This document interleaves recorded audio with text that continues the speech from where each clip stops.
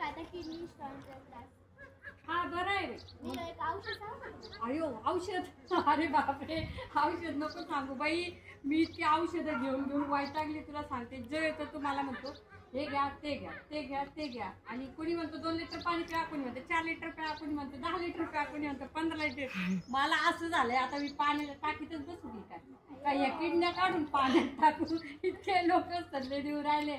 मला असं झालं हो, भीक नको कुत्राव. म्हणजे काळजीपोटी सांगतात. आता तू पण काळजीपोटीच म्हणते ग, पण आता कसं आहे घेते मी औषध. आता कुठल्या औषधाचा थोडासा रिझल्ट यायला थोडा वेळ लागणार आहे ना. होईल बरं नाही का, लगेच औषध घेतलं होत नाही.